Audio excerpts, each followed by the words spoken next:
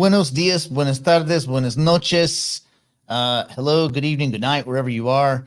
It is September 26th evening or daytime or wherever Toufii is. He's always gallivanting around.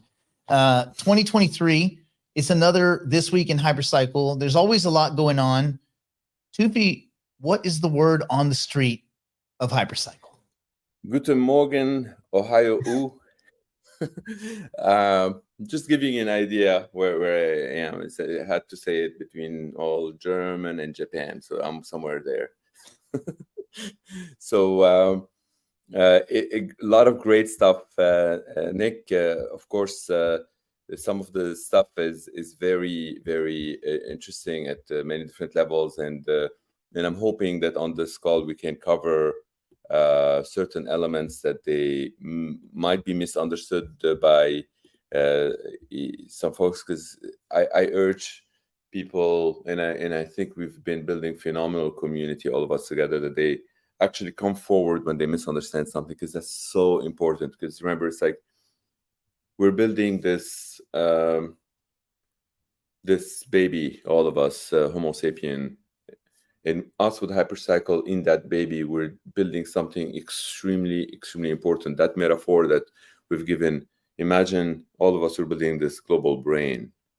Each and every neuron is so important. One neuron is called Microsoft, another neuron is called Google, another bunch of neurons called Google, whatever. If they really think it's like, what, you're calling me only one neuron? I'm many neurons. Okay, great. You are 50,000 neurons. That's great. But there's still many neurons in that global brain.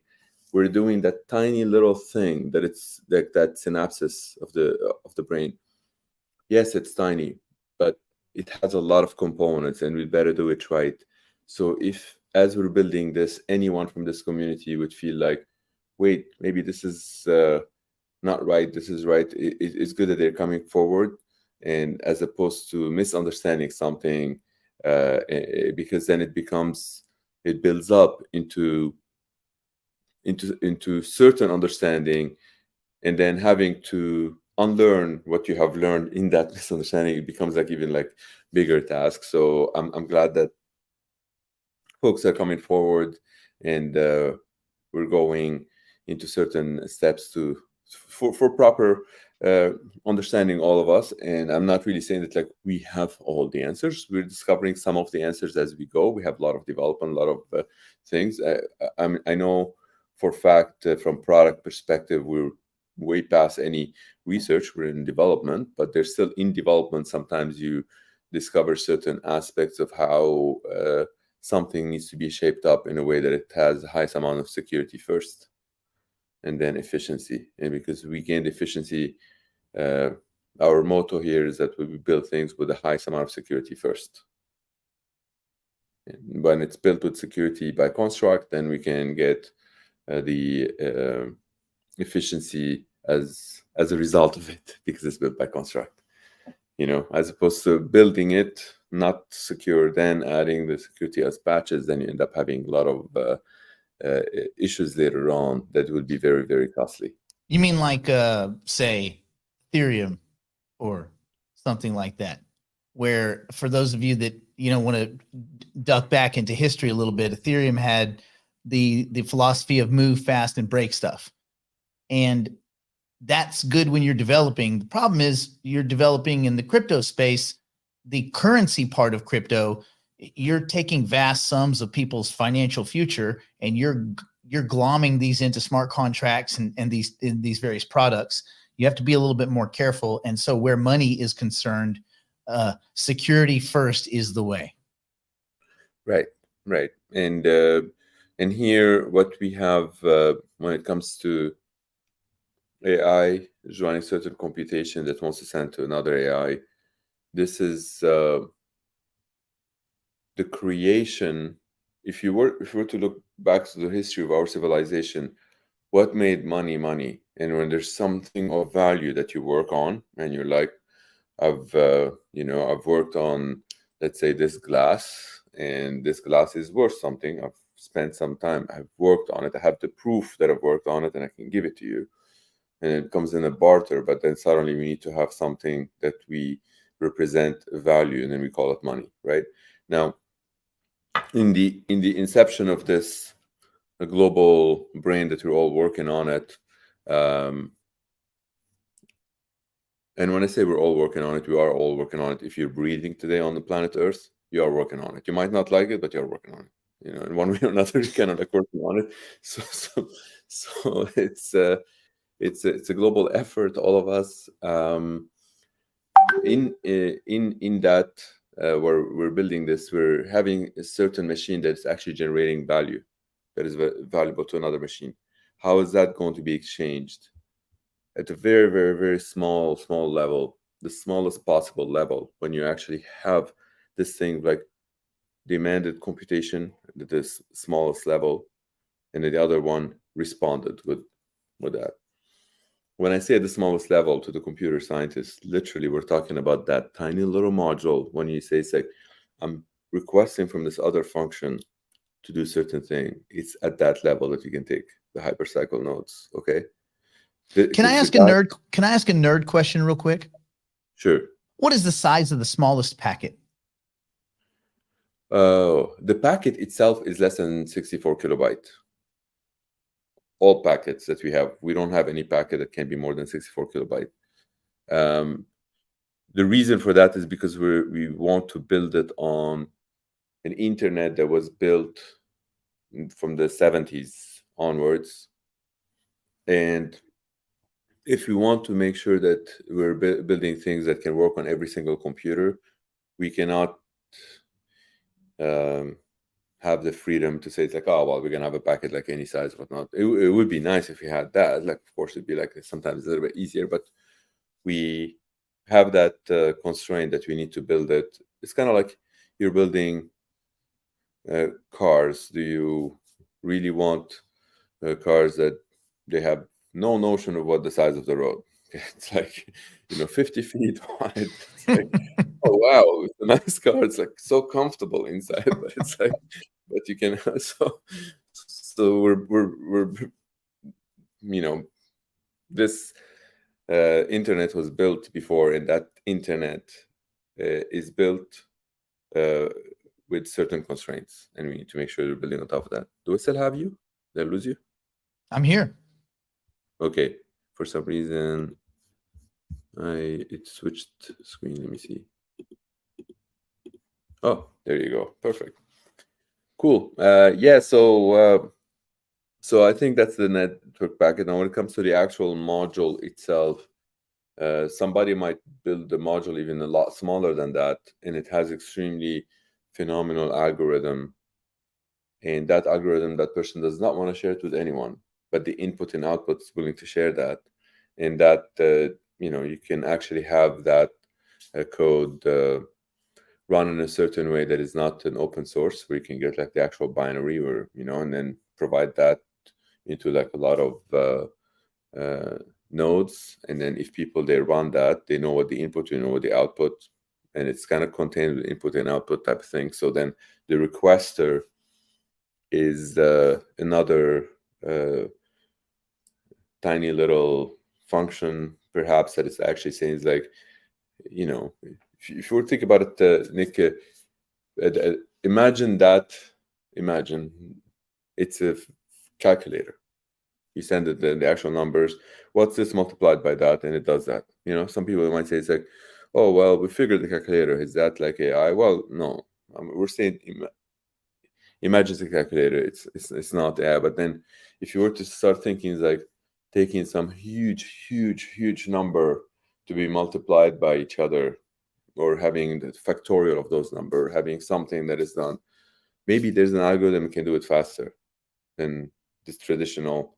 Otherwise, if you take some huge number and multiply them by each other, you could take all the computation of planet Earth for the eternity, and it will not finish those numbers. Because remember what I just said, you can have some huge, like unlimited amount of huge, how big you can have it. So maybe sometimes there's certain algorithm that can actually make things a little bit faster. So imagine like in the input, you would send something and then you would get the output, and there's a limited amount of time. So algorithms can be extremely important.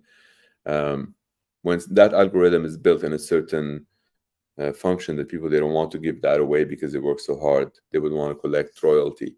How can they collect royalty? Well, there's a lot of marketplaces. One of them is the Singularity, whatnot, and which is part of what the co-founding partner of Hypercycle, and then you can have that royalty on an ongoing basis. Every time somebody uses your code, you get that 25%.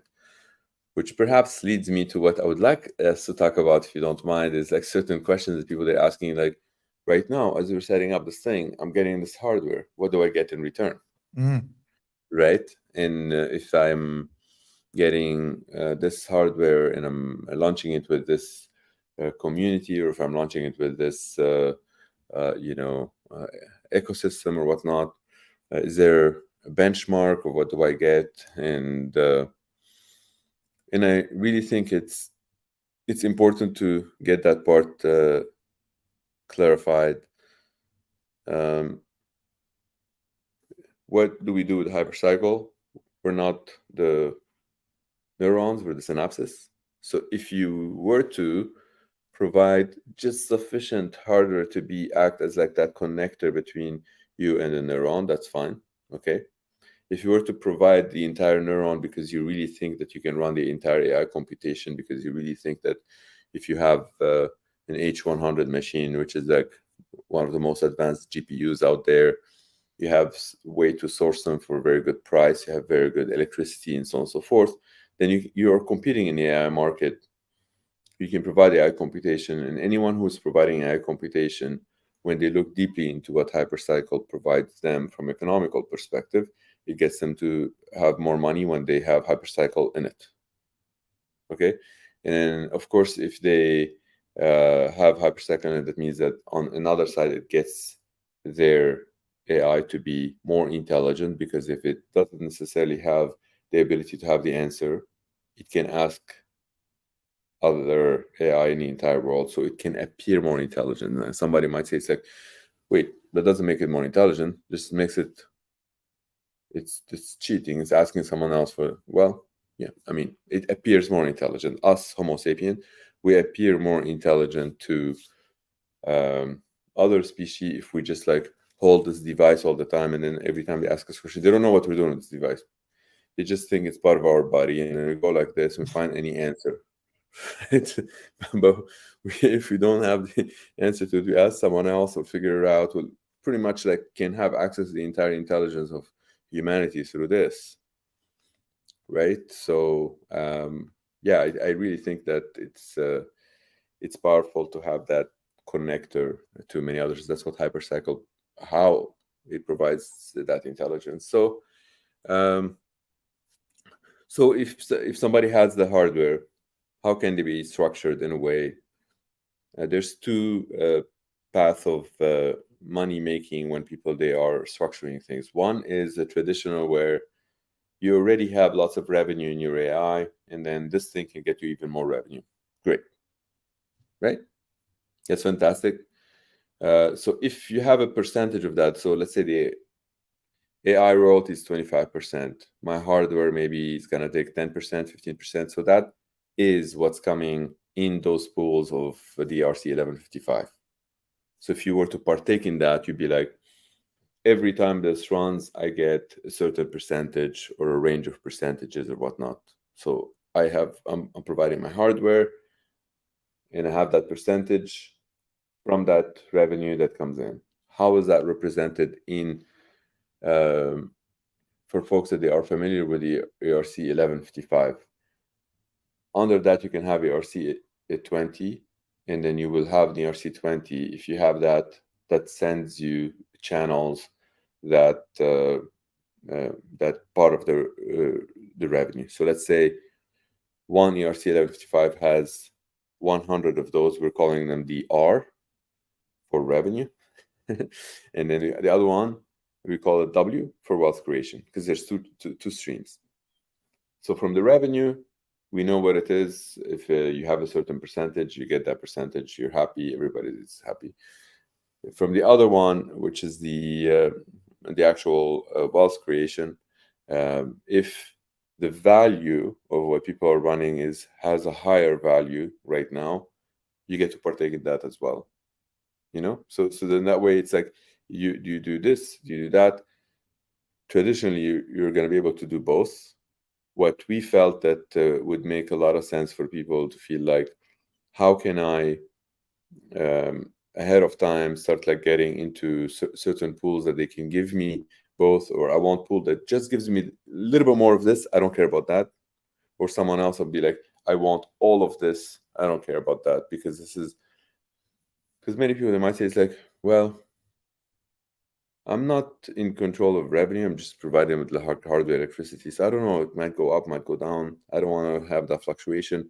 But here's what I do know: that ratio over time, if there's a phenomenal uptime, I control that. I'm the guy who runs the hardware, all that. And therefore, I want to take a huge piece of that in that wealth creation. And I can put it into the pool and say, that's how much I'm taking. And then, but that way, when you actually calculate the math and be like, oh, wow, I can run like so many of those nodes and I'm taking that percentage. I know so long as I work by providing my electricity, the attention to the hardware, the temperature of that machine, the air and circulation, all of those things, that means that I'm able to provide phenomenal uptime. And when it's phenomenal uptime, it's not just like, oh, the machine is on, it's on a network, because it's like the proof that it's providing is like how fast it's responsive to other machines, how much GPUs it's got, and all of these things. So that is valuable in that equation of how much it's adding more. So it started, let's say the whole thing's worth $500,000, and over time it's worth $1 million. It's kind of like that coffee shop example. In that additional 500,000, do I deserve 100,000 from that? Let's say 20%. And if the answer is yes, that's great. So that, like, if it took it like a year for this thing to be worth that much, and your hardware was 100,000, and now you've already got 100,000, you still have your hardware. So then next year you're gonna get another 100,000 in that and whatnot. That means your work is kind of rewarding you accordingly, and with a pool that is deterministic in a way that you feel like it's on, I do the work, I kind of get paid. So that's for the group that they really like the deterministic things. For other group that they feel like they want to dabble a little bit with, I'm willing to take some risk. I'll take 50,000 from here, let's say, 10% of this pool, but I also want 10% of that, the one that provide me with the revenue and whatnot. And maybe the revenue, because they trust whoever's sourcing that revenue to say, they're going to be bringing this enormous amount of revenue. That's great. On that as well, they might feel like this can be also another $50,000, might be 200,000. People, they're able to calculate better when they see the two ERC20s, the W and the R, that they are under that hyperpools. Okay, that's what I wanted to simplify. So if Alice and Bob each have an H100 in their hand and they walk up to you, and if we're going to do a good A/B test, Alice is going to go to the left. She's going to go park her equipment with she's going to offer up her resources to Hyperpool. And Bob is going to run on his own. That's kind of what you're talking about, right? Like doing his own thing with his own tokens and node licenses. Bob runs in-house his own shop, whereas Alice offers up her resources to Hyperpool. Is that kind of what you're saying? And those are the two, but Alice would be exposed to different kinds of returns than Bob would, because Bob is doing everything on his own. He's taking it all under his own shingle. I actually, the distinction I was actually talking about is more like in both the Alice's scenario where she's going to the hyperpools, and in the hyperpools there's like, let's say, two different scenarios inside. Right? So there's like one option would be like, here I want to take a piece of that. The other option, I just want to take the stable thing. I'm guessing that the hyperpool is going to provide both for anybody, but I really think that the one that is a little bit more stable is likely to they're likely to have a much higher success, because remember, those like strangers, they don't know each other, they just like see the formula, they just plug into that, they're like, I want to take a piece of that, And if I have a piece of that because I'm providing my hardware, you give me those let's say tokens or whatnot, the RC20, the W, and therefore if they belong to me, and that those they have that wealth that gets to be created over time, that means my work as a hardware provider is rewarding me accordingly. But I kind of know approximately what kind of range I'm aiming towards. I turn it on, it appreciates its value, it's kind of stable. The other one, it's like I don't know, because I don't know how much somebody is gonna source AI. Maybe that machine is going to source doing some phenomenal deal on, like that example that I gave on OCR. That's a real example, by the way. If somebody's doing OCR, doing, let's say, a client that has 10 million invoices per month, imagine that whoever is doing the hardware, this is who they're servicing, and they're receiving $800,000 a month from that, running that machine. That's a real business that exists out there. People, they use the back end of it for many different things. So if that's what it's running, and it's generating, let's say, $9.6 million in revenue per year, and has a hypercycle now, it's gonna generate even more, and people, they feel like, holy shit, I'm partaking in this. This is gonna give me a lot more than that. Then they would dabble with this. But then, okay, so what happened if that revenue stops tomorrow? Remember, they don't know the other person. Yes, the other person is hurt. They're hurt too, but they feel like it has that fluctuating thing where they could be taking 10% of $9.6 million, about $1 million in that next year, versus taking 100,000 here that's a little more stable.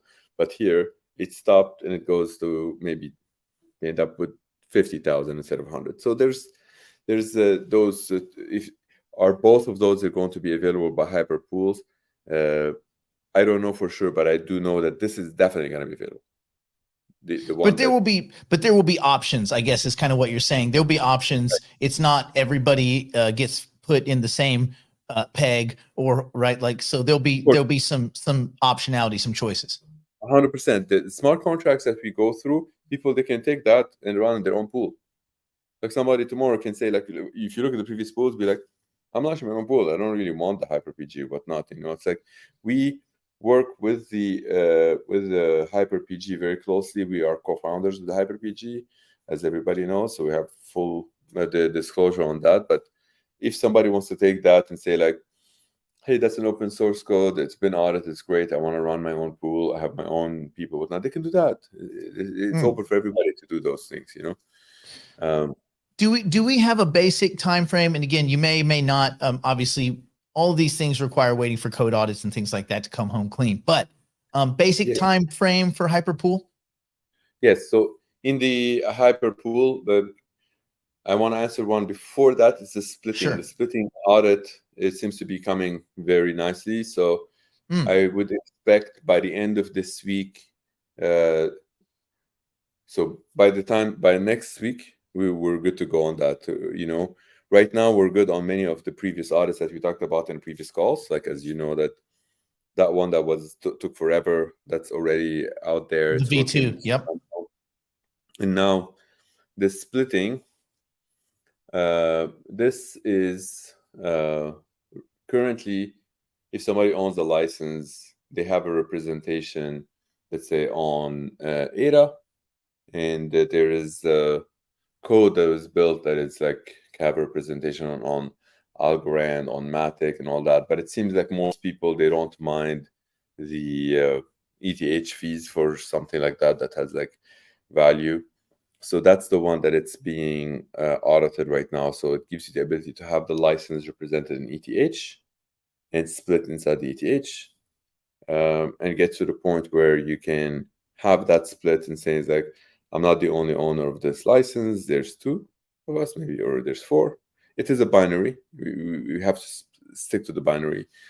The master node can have 512. So people, they could go down crazy. They need to have 512 different licenses. They can go all the way down to that. Or they can go like 256, or combination of. You can have 128 that they own 2, and then 256 they own 1. It's a binary thing.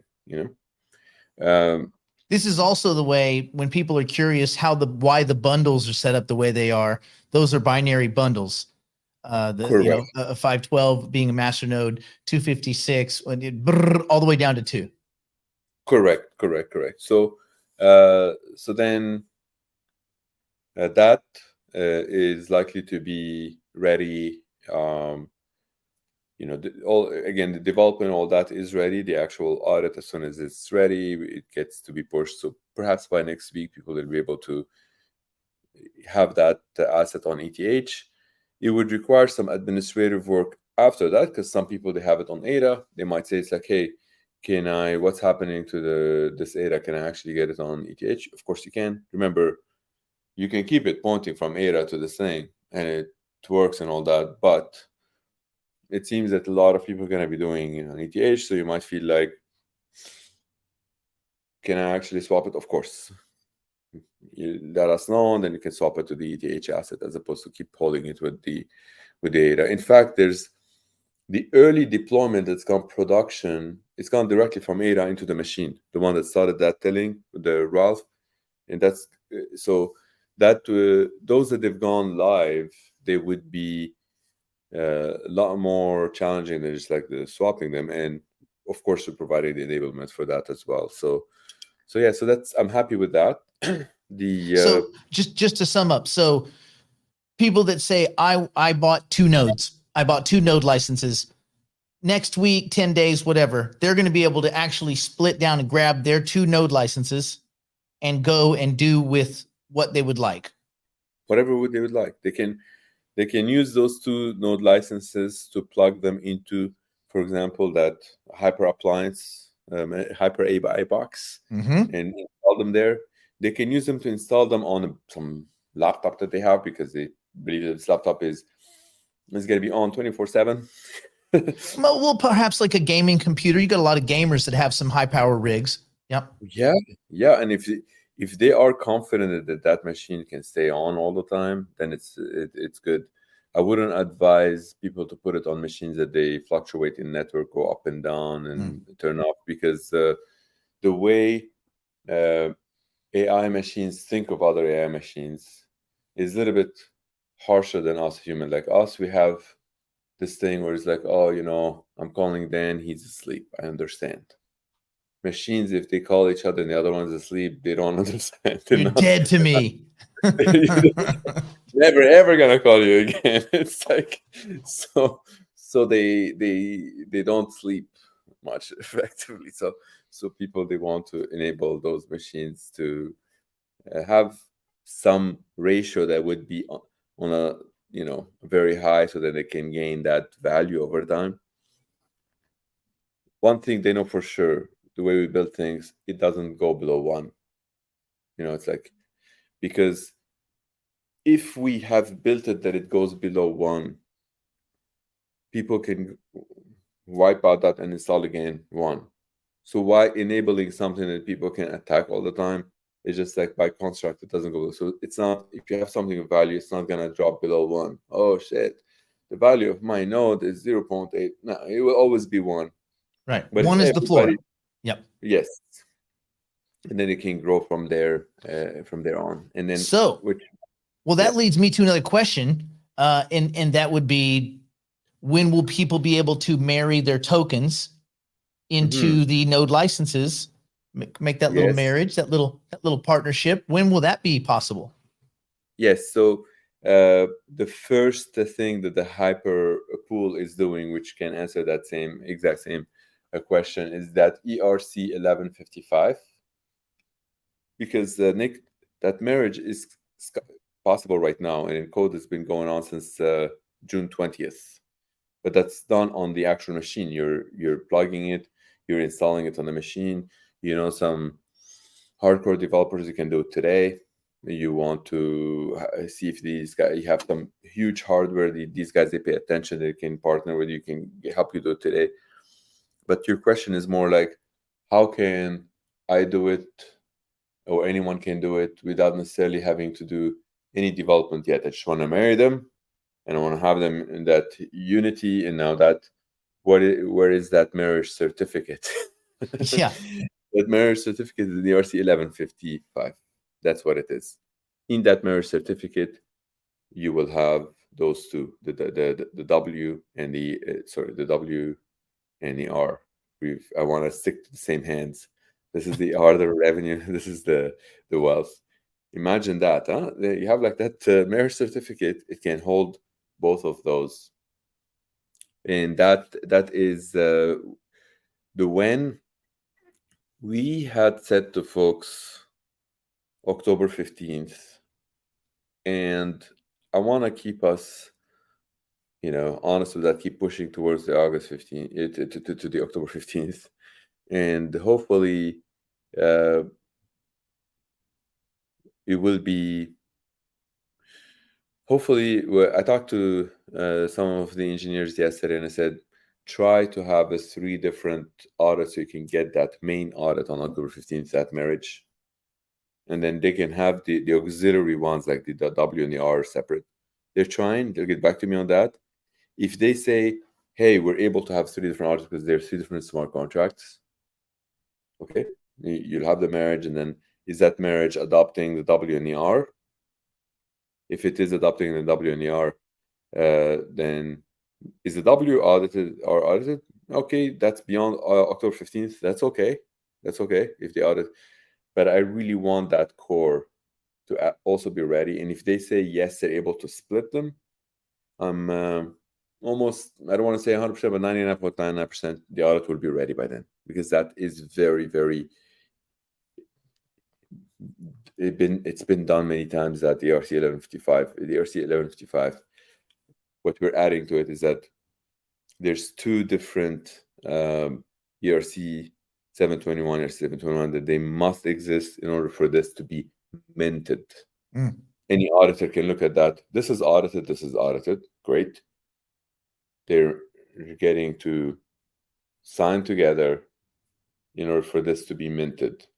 Minting this has been audited so many times. We know how it works. So that's the effort that the auditors need to make. And that should not go beyond October 15th. This is an easy thing. It's like 1 week, and we should be good to go. So yeah, I would say October 15th. I want to keep pushing for that. If there is any delay because they're joining all those additional elements, the W and the R, that they must all be a holy trinity. I don't know how we ended up with the Holy Trinity here, but it's funny. But it's yeah. So that's well. Then I guess then so a way that we could, because I'm kind of simple and I can only memorize like 3 numbers in my brain at any one time. So I'm gonna say 7 to 10 days. The nodes are splittable. Yes. By October 15th ish, assuming audits come home clean, we should be able to marry the tokens into the nodes, into the licenses. I would say 5 to 7 days for the first one. I'm confident. Okay. So we'll say third-ish week in October. Oh yeah. So the first number 5 to 7 days, and the second one is like the 15th of October. We want to keep pushing for 15, but the first one I'm confident 5 to 7. The splittable, I'm confident 5 to 7 days. Okay. You don't need to 7 to 10 days, because if we say 7 to 10 days, then people they will say, "Shit, that next week you guys gonna talk? It's not ready." No. He'll be ready. Perfect. So by October 15th, then we have we can marry tokens to the licenses, and at that point, then that makes it where within just a short amount of time, we would be able to start pledging into Hyperpool, right? And people can rock and roll. Absolutely. And I know we've probably gone a bit over time, and people they love to get this done. So we're done with all the serious stuff. I just want to say something for the next. That probably can take a couple of minutes. Is that okay? It's not so core and serious. If people they don't have time, they don't really need to listen to that part. But I think it's important for those that they have the time. Is that okay? It's a bit not related. It's always okay. We can do this for 4 hours straight. I don't care. Okay, cool. All right. This one, it's a little bit around the misunderstanding sometimes people they have with each other, and sometimes the misunderstandings can lead into, for few people, they build up certain things, they might act upon it or whatnot. I highly respect and appreciate people that they're not acting uh, in bad ways towards each other, which is amazing. I couldn't wish for better entire Hypercycle community. So I'm very thankful for all people, even when sometimes they might perceive something as if it's like someone's like, what, and then, but they're still maintaining that this whole thing can be cohesive. Maybe this person did not mean that, whatnot. So this is great. Okay, that's fantastic. But on another note is, I want to say like how sometimes misunderstanding can lead people into doing some crazy decisions, which reminds me of my brother Daniel when he moved from he was in South Africa, moved to New York. Okay, he moved to New York with his newly pregnant wife at the time, and after a while, I was in California. He came to visit me a few times, and then once he gave me a call, and he's like, "I'm done with New York. I'm moving out." I'm like, "Wait, what happened?" He's like, "You're super rude. We can't do it anymore." I'm like, dude, what are you talking about? Like, I mean, I go to New York all the time. It's like I find it like some of the best dry humor on planet Earth. What are you talking about? He's like, yeah. I know you're just trying to be positive, whatever. I'm telling you, I just want somebody to listen. I'm done. Look, but if you want me to listen, please describe some scenarios. What's going on? He's like, yesterday, Sam and I went to dinner, arrived a little bit late to the restaurant. Just to give you an example. And I said, hey, sorry, we're a bit late. Our have reservation at 9. It's like 9:15. And I know you guys like close at 11, so sorry about that.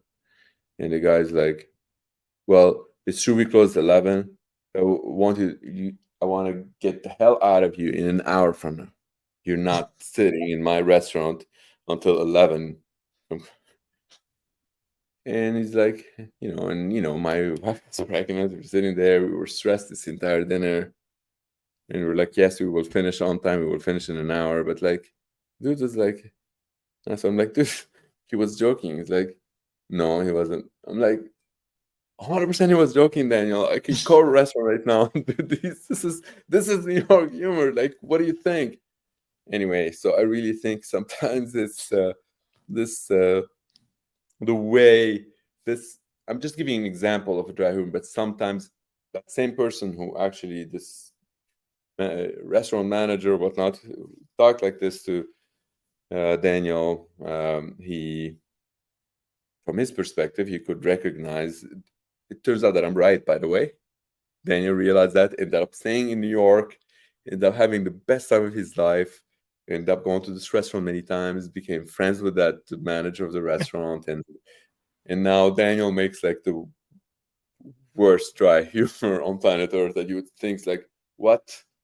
Is he serious going to shoot me because I'm in his backyard? And that's Daniel, because it'd be like his guest is coming over, and then some neighbors like jump into the backyard and be like, remember my gun? And then his guest would be like, no, you don't have to shoot the neighbor. It's like, dude, I was totally kidding. Anyway, so um I'm just thankful for this whole entire community, and I'm just want to make sure that people they um have each and every one of us have like different style of like how we handle things, but I'm so glad that everybody's pushing towards in that same direction. The end goal, we really need to get those synapses of the global brain to be done right. If anyone feels that we're missing out on something, we can enhance it. We appreciate that they're coming to us, or whether it's an engineering thing, it is a crypto economics thing, it is a global economics, macroeconomics, which maybe we can address it next week. Nick, if your memories would be good, it's why the number 1.26, because there's a number 1.26, like Compute and uptime and reputation. Yep. Yeah, in the 1.26, if you work so hard in your uptime, 6 months you cannot get more than 1.26. And the answer, it goes down to why we realize that in 6 months you can't go more than 2. Actually, the 1.26 is only 1 out of 3. It's a multiplier. It's multiplied by 2 other things. But we will get into the details next week. Hopefully we can address that, because it answers a lot of the questions that people are asking, like why is that number? So next week we will talk about 1.26. Right. I want to say again, Toufii, thank you. And I think it's important that everybody, this is a huge task. I mean, this is not a small thing. And evidence of that is, look anywhere else in the crypto space. There's not anything at all like this. Matter of fact, there's not even parts that are like this.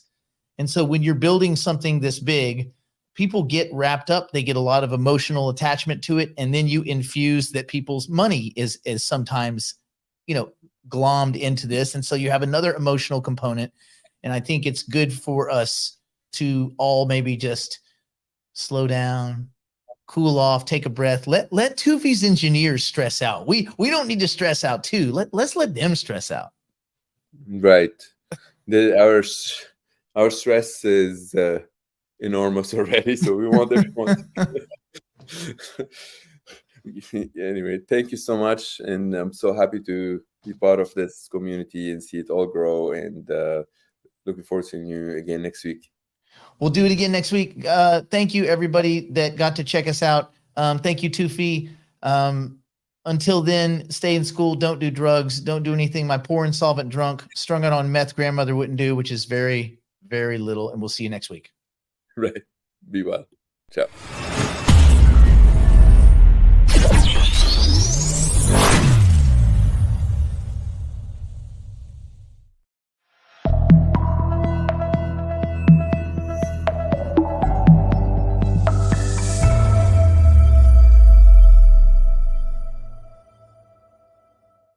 Are you tired of all the uneducated noise you're getting from the droves of YOLO meme coin peddling douchebag gurus out there trying to use you as their exit liquidity? Would you rather learn a competent university level set of skills that will guide you in managing and investing for the rest of your life? Join us 3 days a week at Digital Investor. Develop your knowledge of game theory, cognitive bias, macroeconomics, monetary theory, investment theory, psychology of the crowds, and more. For more info on Digital Investor and how it can help you, reach out at nickblacknext.com.